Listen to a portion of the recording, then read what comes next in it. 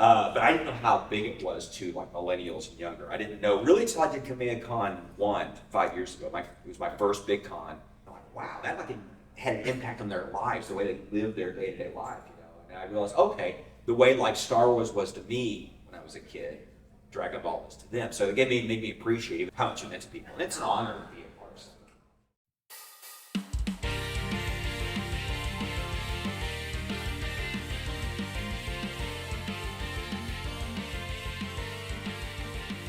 Video game operator, so I guess if you guys have any questions at all, what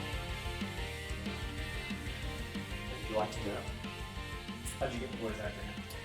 I was just a local Dallas actor. In fact, I wasn't even doing plays at the time. I was mostly doing celebrity impersonation appearances, primarily Austin Powers. There was a time 20 years ago when I was in that suit doing Austin Powers at corporate events, parties, you name it, all the time is how I made most of my money. I did a lot of murder mystery dinner shows. I didn't do theater because theater usually didn't pay in Dallas, so I did stuff that actually paid. Anyway, so there was a guy I knew from murder mystery, and he'd hired me to do Austin Powers and a couple of things, and one day he's like, hey, my neighbor works for the studio and they do these anime shows, you know, and I was like, and I had not watched the anime since I was a kid, but I was like, oh, like Dragon Ball, because I heard Dragon Ball Z, because that had been on TV in the States for a few years. And welcome, come on in. If you can find a place to sit, it's pretty crowded. He just said, you know, go, they have auditions, go read, you know. And it was for, there's an old anime series called Lupin the Third. You know Lupin? Yeah, it was one of the direct-to-video, you're a big Lupin fan? Yeah. It was called The Pursuit of Harry Mouse Treasure. And one of the characters was a retired British spy. So they wanted sort of a seasoned old British voice, but it was clearly supposed to be kind of like James Bond. They didn't want somebody doing a Sean Connery impression. They wanted something different. So I got the part, and I think back then, if you came in and you were able to do it, they kept using you, you know, because it was more on the actor back then. This is back when it was all still on videotape, the recording process. So some actors, very fine actors, would get in there and they couldn't really get the hang of timing your line to fit those mouth flaps. It's a big thing with Funimation dubs. We make it look as much like it matches the animation, more so than the Japanese do when they animate. If you watch subs, you know, sometimes like, wow, they're not even trying. Some actors get that and some don't. And it was really on the actor then, because it was really on you to get that timing figured out and just have a knack for it. Now it's a little bit easier because the engineers have Pro Tools, and you know, I throw out a line and I'm amazed they can stretch and squeeze and change it around and make it fit, you know. So I feel like it's a lot easier now to do, at least for me. I don't try as hard as I did back in the day. But anyway, so yeah, that's how I got into it, and so I just kept, and it was really just kind of fun. It didn't pay a lot. We didn't get any residuals like that, and I was making my money doing the Austin Powers and stuff. So, but I liked doing it, so I just kept that. I had no idea when I got the part in Dragon Ball. I mean, I knew Dragon Ball was big, that it was something that the average person, you know, I guess the three biggest anime in the world were probably Sailor Moon, Pokemon, and Dragon Ball, and you could name any one of those, and the average person never watched anime, had no nerd cred whatsoever, or at least heard of it. Your grandma probably would know what you're talking about. But I didn't know how big it was to like millennials and younger. I didn't know really until I did Kameha Con 1 5 years ago. It was my first big con, and I was like, it's like a religion to some of these people, you know. And I saw dudes that were clearly very nerdy, but all jacked, you know. And you see these guys are like, well, you know, Goku inspired me to train. You know, like, wow, that like had an impact on their lives, the way they lived their day-to-day life, you know. And I realized, okay, the way like Star Wars was to me when I was a kid, Dragon Ball was to them. So it made me appreciate, even though I'm not an anime fan, it made me appreciate how much it meant to people. And it's an honor to be a part of something, however small, but it, you know, means so much to so many people. And all the Funimation actors love Dragon Ball because besides being evergreen and popular for decades, it also keeps on giving because they do a video game every year or two. You know, so you could go back in the booth. I've probably done Nappa's death scene 8 times in a booth now, you know, between all the times. I keep thinking there'll be one game where he somehow gets up and his back's okay and he knocks Vegeta flat, you know, takes over the whole operation, but covers the earth with the side of the army, but it never happens. He always dies in the end. So it's my biggest part. And yeah, it's fun. I still enjoy doing it. You know, industry's changed a lot, obviously, because back then, again, we were local talent that were getting called in. Now generations of actors have grown up and have moved to Texas just to be a part of it. There's actors working in the booth now, even directors that started out as fans, like you guys at cons, and they networked and worked their way in, and now they're at the studio. You know, so it's a lot of hustle and drive. I respect it. Are you interested in voice acting? Are you a professional actor or just interested in getting started in the industry? You're in luck. Elise Baughman is now teaching voiceover classes. She has private and group classes that she teaches. Stuff that I learned with her has been the business of voice acting. I learned the physicality, the confidence, and just how to improvise and how to become a new character. Just taking the character off of a page and bringing it to life.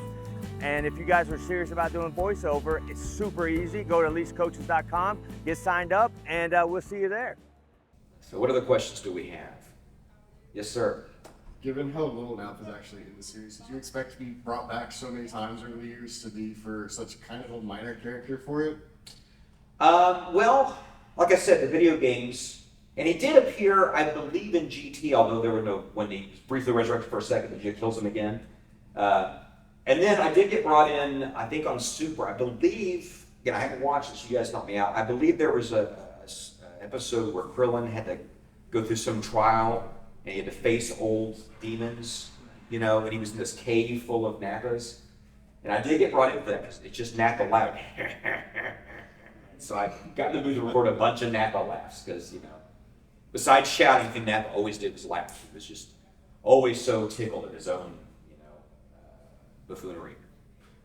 But no, I mean, I guess, yeah, I was surprised that they always use him like in fighting games and stuff like that. And some games like the Kakarot game, he got a whole story. That was fun. So yeah, it's surprising. And I think also that I meet fans who they go, oh, it's my favorite character, you know, and it's like, wow, a one-season character. I think Team Forster had something to do with that. I think Abridged really elevated Nappa's cachet, you know, because they did so much with it. And I love it. I think it's hilarious. So,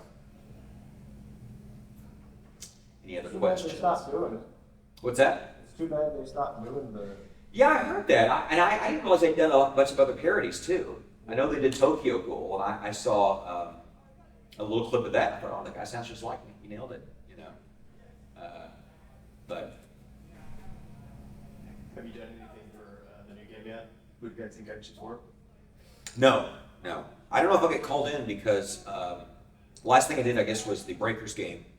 I went in for that last fall, and even that one, the studio was like, well, the Japanese company told us that we can just pull old dialogue. They didn't have anything new.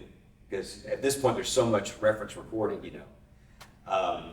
But the engineers, we want to bring you in anyway because we don't, you know, the engineers, their ears are like, we don't want it to mix recordings from different levels of technology. You know, to us, it doesn't sound like we want it all playing at the same level. And I don't know if maybe that was because also the original Japanese voice actor died recently. And so he might have been too sick to come in and record for Breakers. So, but I never know. We never know ahead of time. We get that email. Hey, can you come in next week? We're doing this video game, so hope to. That one's kind of known for the roster, the big roster. Oh, like of characters. Yeah. For the Budokai Tenkaichi series. Sometimes you won't be in the initial release, and then there'll be some DLC or something, you know. So that's what's fun about voicing video games. You never know where you get that. You know, But I've been too many of those. Go ahead. I'm kind of surprised they haven't decided to bring back some of the Saiyans to make it the good guys and make a story arc out of them. I always wonder, would Nappa follow suit and start fighting for good like Vegeta? I think he would. Because he was basically a lapdog. He would do whatever Vegeta said. Yeah. But also, I think He was Nappa kind of like and the his father figure that Vegeta after his dad died, too. well, you know, I got a theory. You guys see the Broly movie they did, the Super Broly movie back 5 years ago? Yes. You know, Nappa appears briefly in that flashback sequence. He's actually got some hair and everything. It was a stretch for me to play a character with hair, so I should really struggle with that. But, you know, you see him informing Vegeta that the planet's been destroyed. And you see Vegeta not caring at all, you know. And Nappa seems very calm and reasonable before that. And if you look, his face, he's drawn kind of shocked that Vegeta's reacting that way. And this is not canon, it's just my theory. I think Nappa was actually pretty reasonable. And when he saw how this kid reacted to being told his planet blew up and just doesn't care. He thought, okay, I have to be a hard 24/7 because this kid will not brook anything less. So I think that's why he was so extra and so wrestler-like, you know. So I think if you know, if he'd lived to see Vegeta evolve and be, you know, become more caring and fight for society good, I think he might have, you know, be like, oh, good, stop shouting at everybody. You know? Any other questions? Yes, sir. Considering how Nappa sounds, has it for training on your face? Well, the only thing that was tough was the original Z dub, the power-ups. You know, if you remember in Z, man, they go on and on. And like, so usually if you had a session, they'd save that to the end. And I remember particularly doing one, you know, just went on for like, you know, 90 seconds, and you'd be sweating and just like wrecked, and then Sabat leans in and goes, dude, I'm so sorry, we gotta do one more. You know? And I'd be like, okay, no problem. We just, you know. That was when we went back into the Kai dub. Everything was all truncated, so it was just a relief there wasn't so much of that stuff, because I was braced for it. But doing Nappa so long was interesting to me is, I had watched the series, and I was doing a store signing, and they were playing the Saiyan Saga from Z on like their TV, and I'm hearing it, and I'm realizing, oh no, I didn't really get the voice down until about 3 episodes in. Like, you know, I've done it for so many years that now I just go right into Nappa and I know how it's supposed to sound, but I've listened to it going, no, that wasn't quite it yet, I wasn't there. And I almost called Sabat, is there any way we can go back and read it up? Z, I'm not happy with it, we need to change that. So I prefer how he sounds in Kai, but it seems that Kai was kind of a big deal when it came out, I guess because people were starved for some new content during that time there in the 2000s. But over time, it's kind of gone by the side. People prefer Z. They like all the violence, all the music, and everything. It got a little too censored. Yeah. And I don't understand why they make vocal. Yeah, well, I don't know. I'm all for remakes. I've been playing the Resident Evil 4 remake almost nonstop the last month. Most of the changes I like. There are a couple of ones I wish they kept in there. Any other questions? Do you practice that Christopher Sabat impression? No, but I think you know, like if you ever see an interview with somebody from Saturday Night Live, every SNL veteran has a Lorne Michaels impression. Yeah. And I think it's the same for Funimation actors. Most ones, if you talk to them, they have a Sabat impression because we've all, you know. Yeah, that's impressive. He's a great director. The reason he spun off his own studio has become like sort of the face of Dragon Ball because he's just really good with actors, you know. But yeah, the directors are a lot of them are very seasoned, doing it for a long time. Sabat I haven't worked with a long time, but Mike McFarland at Crunchyroll is my favorite. He's casting a lot of good stuff. I'm working with him now on a new show, Hell's Paradise. It's part of that dark trio with Chainsaw Man and Jujutsu. I don't know. Yeah, they're like a dark trio of manga. Yeah. No, you were about to ask something. Where do you stand on the whole Nappa Super Saiyan thing? Do you think his goatee goes skull, or do you think he grows hair? I have a theory that I won't mention because there's little kids here. Where his light energy would come out of. So. How did you come up with the voice?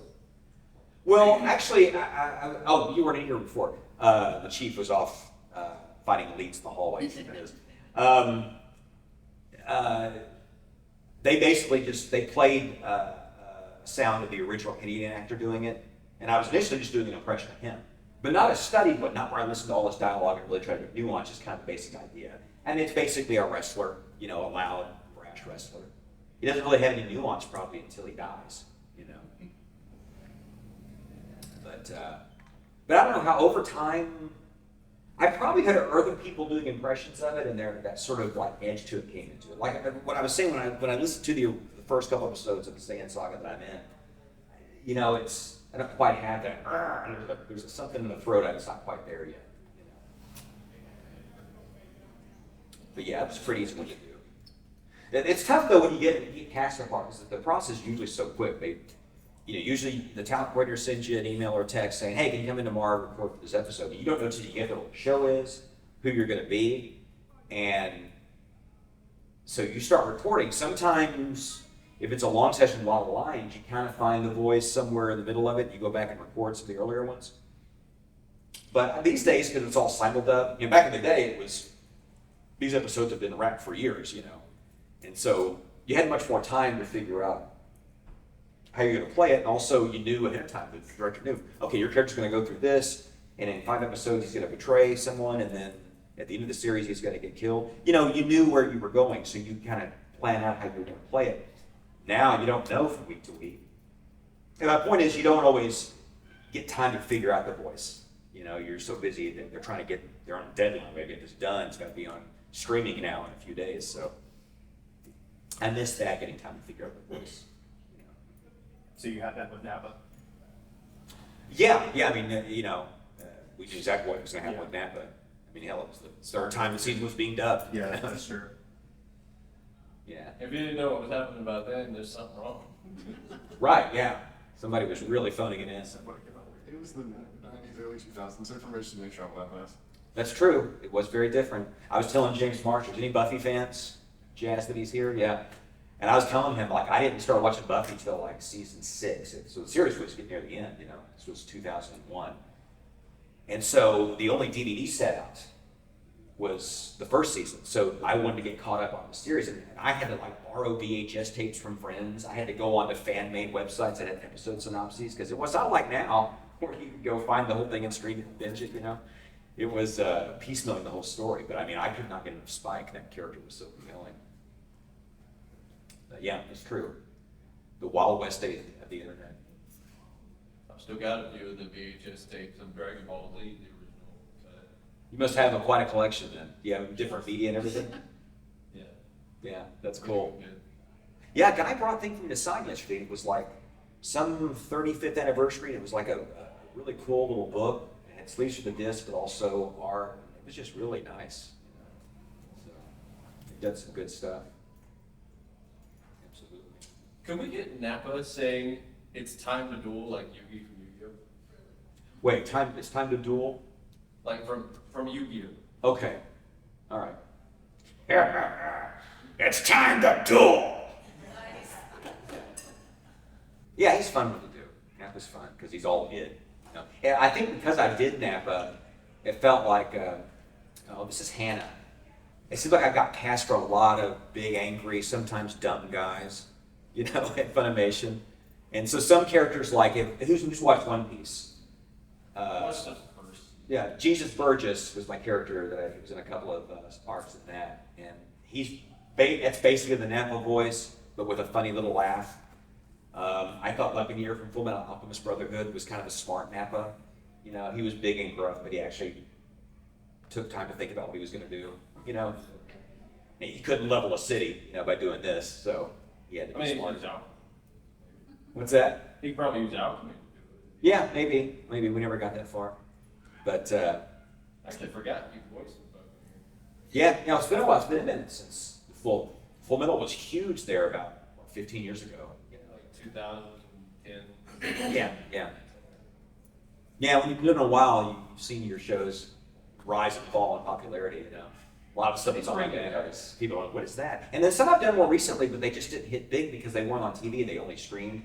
So they became like everything else, became very niche now. And then years from now, it'll be pop culture. Yeah, but there's so much content, I don't know. Say, as popular as, something really big, like Stranger Things, hugely popular, but more people probably watched Three's Company in the 70s, which is just a little goofy sitcom. But, you know what I'm saying? You didn't have to be, back then with only 3 networks and just whatever was TV put on in front of you, something that was even a moderate hit was much bigger than something that's just a smash hit. And people watched it at the same time, You get people who I love Stranger Things, but I've only seen the first 2 seasons, so don't discuss it, I mean, Game of Thrones, the first season of Game of Thrones, I must have watched 8 times because every time a new season started, I would start from the beginning, watch it again. So season 1, I just must have watched over and over because every rewatch, because it was such a complicated show. I remember all the details. Any other questions? Yes, Hannah. If there was a role of yours that, if given the opportunity, you could go back and you do completely, what would it be? Oh, interesting. Well, we were talking about that earlier. I would like to re-record the original Z. Episodes of Nappa. First few episodes of Nappa. We talked about that. Ooh, I don't know. I haven't thought about revisiting an anime role. I have to give that some thought, you know. Probably just like that Z, if I went back and listened to some, I'd go, oh, I could do that better. But you know, you don't get, again, in the booth, you know, you record it and they're picking which take to use and stuff. You have very little control over that. So it's kind of just there forever. Some parts, you know, I might go, oh yeah, I think I did a better reading of that line. That's the one I used. And sometimes I've been in the booth where you spend half an hour on one line because for whatever reason, you know, the writer thought it fit the flaps, but we can't seem to make it work, or it doesn't like the way it's worded, and so they're rewriting it and we can't make it fit. And if you spend that much on a single line, it starts losing all meaning. It's very hard to record it, you know. But so it's very different than live performing, which is my background, where it's all in real time. It's more about the whole performance rather than individual lines. But with anime, yeah, it comes down to individual moments a lot of times. I'm surprised y'all haven't tried to take techniques from people who do a bridge series where they actually edit the mouth flaps. Oh yeah, I think it's a big no-no with. Yeah, I think Funimation. Oh, who knows? Maybe they're doing it. I don't even know it. I'm not on the operations side. I've never been a director or writer. But some of them are here. You can ask them. One question. What is your opinion on if they ever decided to make a pre-series to Dragon Ball on Planet Vegeta before everything happened? Ooh, a prequel. I'd love that because Nappa would probably be in it. So yeah, I'm all for it. You know. I would love to see how those Saiyans actually like lived and stuff. I thought it was real. That little scene we were talking about in the Broly movie, I thought was really cool. I kind of, I'd like to see, you know. That would see be little great kid to see. Vegeta running That around. would sell like crazy. Yeah. Oh, I think so. I mean, prequel series do so well. I'm sorry. But like I'm in My Hero Academia in a very small role. Anyone watch that show, MJ? Yeah. So it's I'm Tenya Ida's older brother Tensei, the original Ingenium, you know, who's disabled. The manga series I've read has a prequel called Vigilantes, which shows like Tensei and his generation when they're active. So I asked Tony, are they going to adapt that? Because that would be cool. And he says, I hope so. But, you know, we don't know anything. But so yeah, but I'm all for that stuff. It'd be great that I could actually play Tensei in action and, you know, see those stories told. I think it'd be great. Hopefully Toyotaro gets that idea and does it. Yeah, we'll see. We'll see. Because I know Toyotaro kind of is on the sideline now since he's Yeah, you know,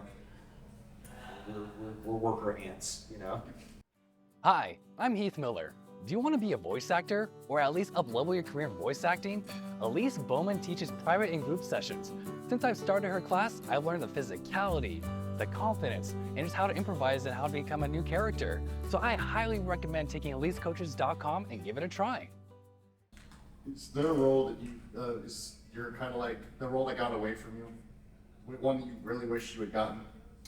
There is one that I had that I lost. This was the early days, again, probably 2000, maybe 3, maybe even 2. It was in the early days. There was a show called Case Closed, or Detective Conan, depending on the title. Remember that one?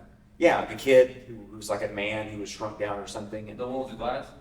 Yeah, and it was a long show, and I was cast to do Inspector McGuire, who was sort of the cop that was always on the scenes and trying to solve the case, and then, you know, Conan would actually figure it out. So, but it was a guy who would appear on almost every episode. And we must have recorded, for a few weeks, I must have recorded at least 6 or 7 episodes, I think. But then the Japanese company came in, and we're not happy with some of these actors, and they recast a few of parts, mine included. Wasn't Funimation's decision at all, you know, and I got paid for what I did, but I was like, I would like to. It was kind of fun because I'd done a lot of these Nappa screaming characters, and this was actually like a regular guy who just talked. You could actually act a little bit, you know, so I liked doing the part.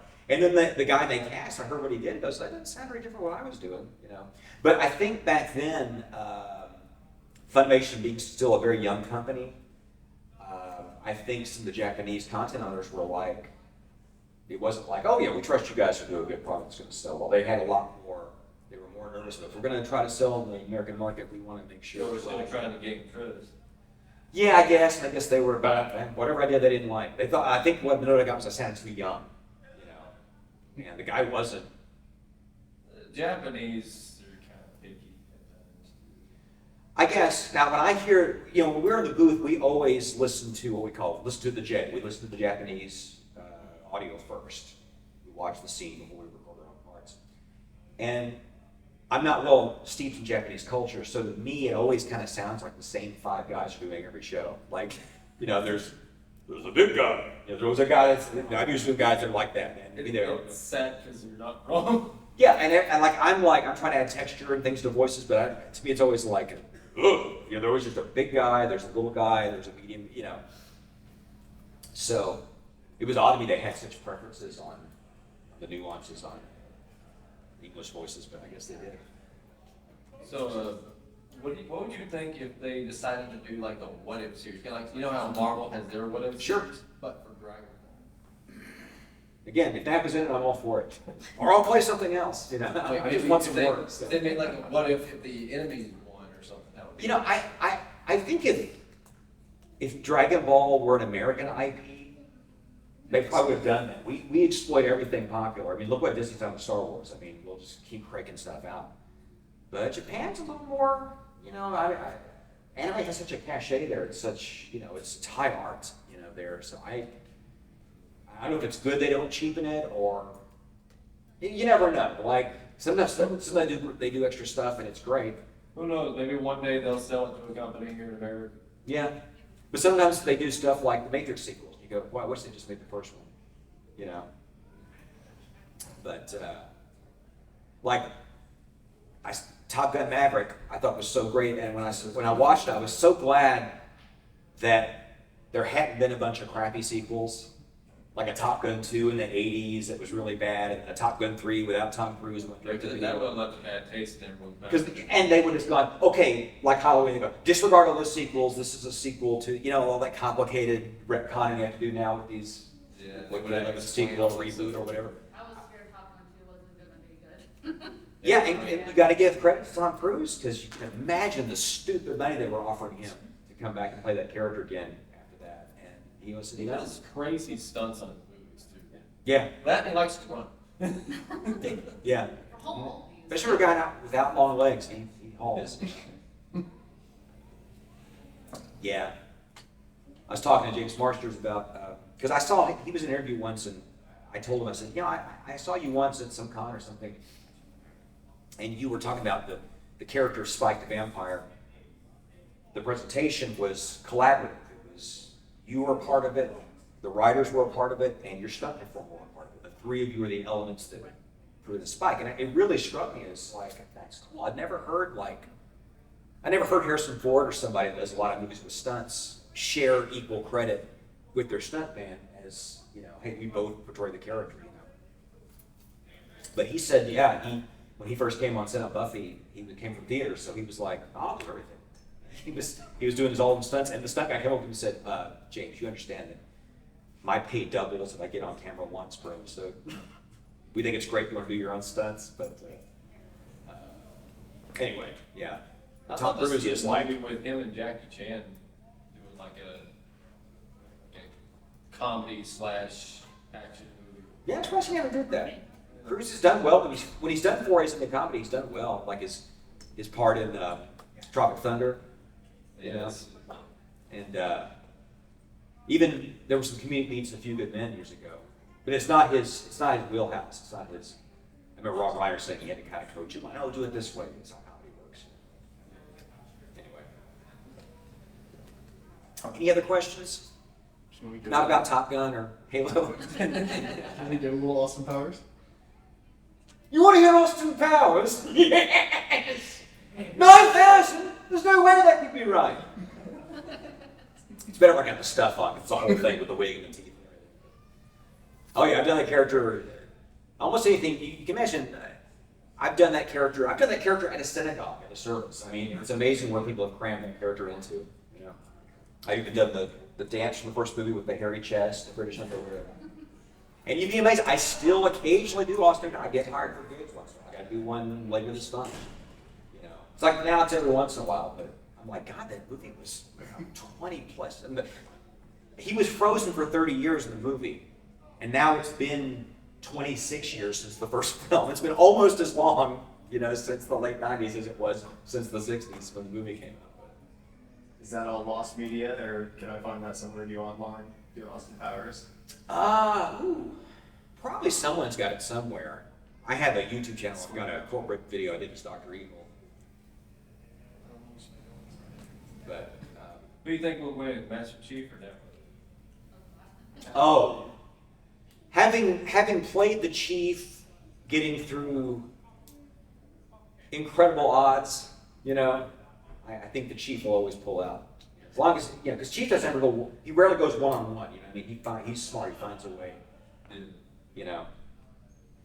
Because I always root for the Chief. If the Chief has Cortana in his head, definitely the Chief. I think he already did kind of take on what you would call a god, I guess. Yeah. Died I'll tell you who would beat them both, though, would be Kratos. Yeah. It would be close, but Kratos would win that one. Through just sheer force of angry will. Yeah.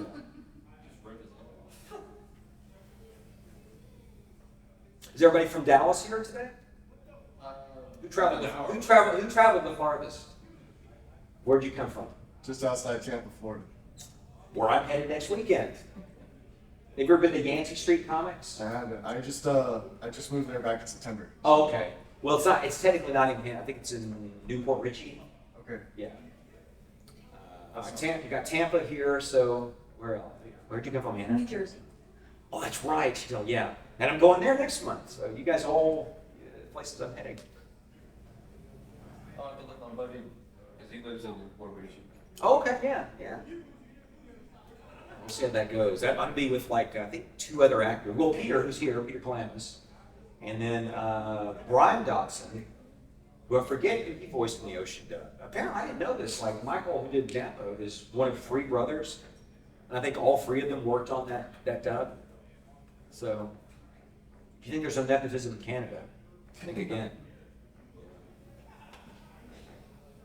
Dragon Ball's actually what got me to start doing impressions, because it started with me doing Majin Buu, and then kind of just evolved from there. Oh, yeah. Well, you know, that's animation it's unusual because I think it lends itself to impressions more because usually you're doing character voices that are more stylized. It gives you something to do an impersonation of. But it's also,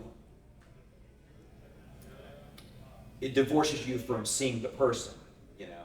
It's like I always, whenever I saw interviews with celebrities who were on The Simpsons, everyone always said it was weird when they first got in the booth to see Dan Castellaneta start talking. Because they'd probably meet him first, and then Homer Simpson's voice comes out of him. And it freaks you out. It's weird, you know, because it's like, wait a minute, I know Homer's voice, I know Marge's voice, but to see him come from a person, just, you know. I guess we're about set. Any last questions before we wrap up? Well, thanks for coming out, guys. It's nice to talk to you guys and everything. Hope you learned something. If nothing else, you learned that I'm weirdly obsessed with Halo.